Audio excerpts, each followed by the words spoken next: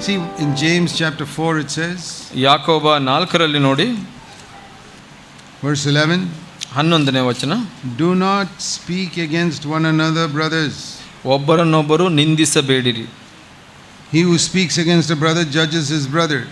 Now his brother speaks against the law and judges the law.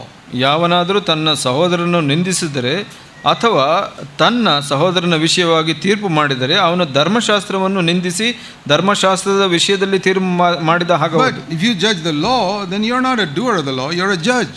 ನೀವು ಧರ್ಮಶಾಸ್ತ್ರದ ವಿಷಯದಲ್ಲಿ ತೀರ್ಮಾನ ಮಾಡಿದರೆ ನೀವು ನ್ಯಾಯಾಧಿಪತಿ ಎನ್ನಿಸಿಕೊಳ್ಳುವಿರಿ. Verse 12, 12ನೇ ವಚನ, there is only one lawgiver and only one judge. ನ್ಯಾಯವನ್ನು ವಿಧಿಸಿದ ನ್ಯಾಯಾಧಿಪತಿ ಒಬ್ಬನೇ, ಆತನೇ ಉಳಿಸುವುದಕ್ಕೂ. And then it says, who are you who judge your neighbor? ಹೀಗಿರುವಾಗ ನಿನ್ನ ನೆರೆಯವನನ್ನು ವಿಷಯದಲ್ಲಿ ತೀರ್ಪು ಮಾಡುವುದಕ್ಕೆ ನೀನು ಯಾರು? So judge yourself. ನಿಮ್ಮನ್ನು ನೀವು ನ್ಯಾಯ ತೀರ್ಮಾನ. I believe there'll be tremendous unity in this church if you all judge yourself. ನಿಮ್ಮನ್ನು ನೀವು ನ್ಯಾಯ ತೀರ್ಮಾನ ಮಾಡಿಕೊಂಡ್ರೆ ಈ ಸಭೆಯಲ್ಲಿ ಬಹಳಷ್ಟು ಐಕ್ಯತೆ ಇರುತ್ತೆ.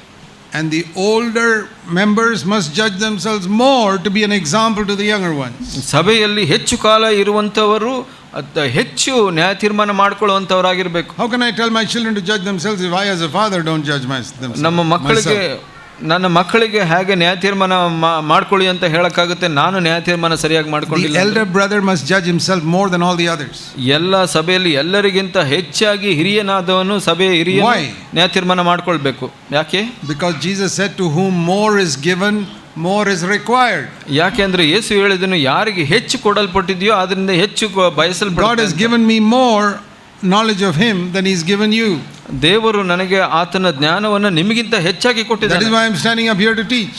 ಯಾಕೆ? ಅದಕ್ಕೋಸ್ಕರ ನಾನು ಇಲ್ಲಿ ನಿಂತಿದ್ದೀನಿ, ನಿಮಗೆ ಬೋಧಿಸ್ತಾ ಇದ್ದೀನಿ. Therefore God will judge me by a much higher standard than he will judge you. ಅದರಿಂದ ದೇವರು ನನ್ನನ್ನ ಹೆಚ್ಚು ಪ್ರಮಾಣದಲ್ಲಿ ನ್ಯಾಯ ತೀರ್ಮಾನ ಮಾಡ್ತಾರೆ ನಿಮಗಿಂತ. Can you understand that? ಅದು ಅರ್ಥ ಆಗುತ್ತಾ ನಿಮಗೆ?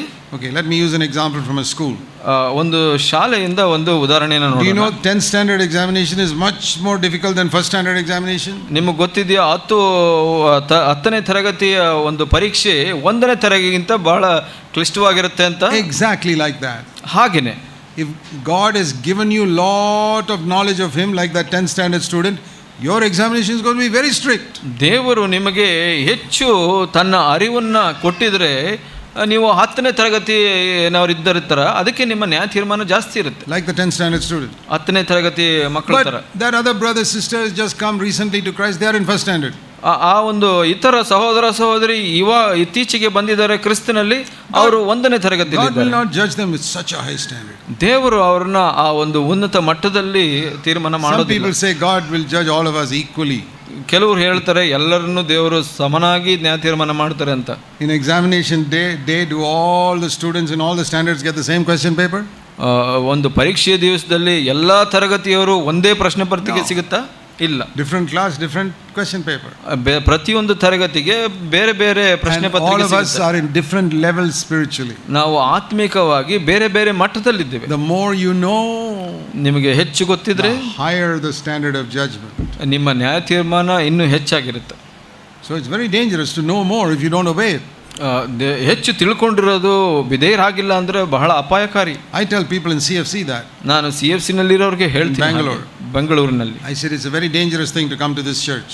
ನೀವು ಈ ಸಭೆಗೆ ಬರೋದು ಬಹಳ ಅಪಾಯಕಾರಿಯಾದ. It can be a very blessed thing or a very dangerous thing. ಅದು ಆಶೀರ್ವಾದವಾಗಿರಬಹುದು ಅಥವಾ ಅಪಾಯವಾಗಿರಬಹುದು. If you come here to obey God's word, this is the most blessed place you can come to. ನೀವು ದೇವರ ವಾಕ್ಯಕ್ಕೆ ವಿಧೇಯರಾಗಲಿಕ್ಕೆ ಇಲ್ಲಿ ಬಂದ್ರೆ ಅದು ಬಹಳ ಭಾಗ್ಯ. But if you are not going to obey God's word, this is the most dangerous place in Bangalore to come and sit. ನೀವು ವಿಧೇಯರಾಗಕ್ಕೆ ಮನಸ್ಸಿಲ್ಲ ಅಂದ್ರೆ ಇದು ಬಹಳ ಅಪಾಯಕಾರಿಯಾದ ಸ್ಥಳ. Because every message you hear, your judgment is increased. ನೀವು ಪ್ರತಿಯೊಂದು ಸಂದೇಶ ಕೇಳಿದಾಗ ನಿಮ್ಮ ನ್ಯಾಯ ತೀರ್ಮಾನ ಜಾಸ್ತಿ ಆಗುತ್ತೆ. It was quite dangerous that you attended this conference, by the way. ನೀವು ಈ ಕಾನ್ಫರೆನ್ಸ್ ನ ಬಂದಿದ್ದು ಇದು ಬಹಳ ಅಪಾಯಕಾರಿ ಕೂಡ. It could be the most blessed thing that happened to you. ಇದು ನಿಮ್ಮ ಬಹಳ ಆಶೀರ್ವಾದವಾಗಿರಬಹುದು. It can change your life completely and lift you to a much higher level than you ever experienced in your life. ನೀವು ಅನುಭವಿಸಿದ ಎಲ್ಲದಕ್ಕಿಂತ ನಿಮ್ಮನ್ನ ಮೇಲೆತ್ತಿ ಒಳ್ಳೆಯ ಸ್ತರದಲ್ಲಿ ನಿಲ್ಲಿಸಬಹುದು. If you don't care for what you heard here, ಆದರೆ ನೀವು ಕೇಳಿದ್ದಕ್ಕೆ and you ನೀವು don't ಚಿಂತೆ ಮಾಡಿಲ್ಲ take it ಅಂದ್ರೆ, seriously, ಅದನ್ನ ಗಂಭೀರವಾಗಿ ತಗೊಂಡಿಲ್ಲ ಅಂದ್ರೆ, then let me tell you, it would have been much better if you never came for this conference. ನಾನು ಹೇಳ್ತೀನಿ, ನೀವು ಈ ಕಾನ್ಫರೆನ್ಸ್ಗೆ ಬಂದಿಲ್ಲ ಅಂದ್ರೇನೆ ಒಳ್ಳೇದಿತ್ತು. Because your responsibility before God has increased. ದೇವರ ಮುಂದೆ ನಿಮ್ಮ ಜವಾಬ್ದಾರಿ ಹೆಚ್ಚಾಗಿದೆ. You heard certain things which you never knew before.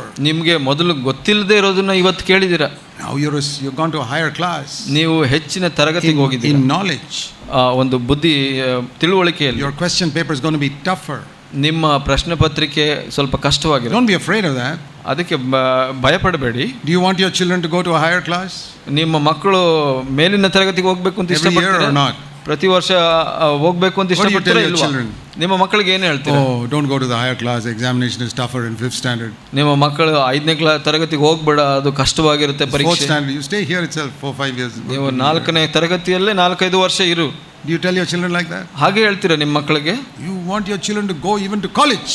ನಿಮ್ಮ ಮಕ್ಕಳಿಗೆ ಇನ್ನು ಕಾಲೇಜಿಗೆ ಹೋಗ್ಲಿಕ್ಕೆ ಬಯಸ್ತೀರಾ? It's going to be much tougher in college. ಇನ್ನು ಕಷ್ಟ ಇರುತ್ತೆ ಕಾಲೇಜಿನಲ್ಲಿ. But you know that they can get information and they can get a better job if they get a better qualification. ಅವರು ಹೆಚ್ಚು ಬುದ್ಧಿವಂತಿಕೆ, ಹೆಚ್ಚು ಅರಿವು ಬಂದು ಒಳ್ಳೆಯ ಕೆಲಸ ಸಿಗಲಿಕ್ಕೆ ಸಾಧ್ಯ. You tell them study more, even if the exam is tough, don't worry, study. ನೀವು ಪರೀಕ್ಷೆ ಕಷ್ಟ ಇದ್ರೂ ಇನ್ನೂ ಅಧ್ಯಯನ ಮಾಡು ಅಂತ ಹೇಳ್ತೀರಾ. Same thing I say in the Christian life. ಕ್ರಿಸ್ತಿಯ ಜೀವಿತದಲ್ಲಿ ಕೂಡ ಹಾಗೆ ಹೇಳ್ತೀನಿ. It's good that we know more and more and face tougher situations. ನೀವು ಹೆಚ್ಚೆಚ್ಚು ತಿಳಿದು ಕಷ್ಟದ ಸಂಗತಿಗಳನ್ನು ಎದುರಿಸುವುದು ಒಳ್ಳೆಯದು. God can lead you much higher in the Christian life. ದೇವರು ನಿಮ್ಮ ಕ್ರಿಸ್ತಿಯ ಜೀವಿತದಲ್ಲಿ ಹೆಚ್ಚಾಗಿ ನಡೆಸ್ತಾನೆ.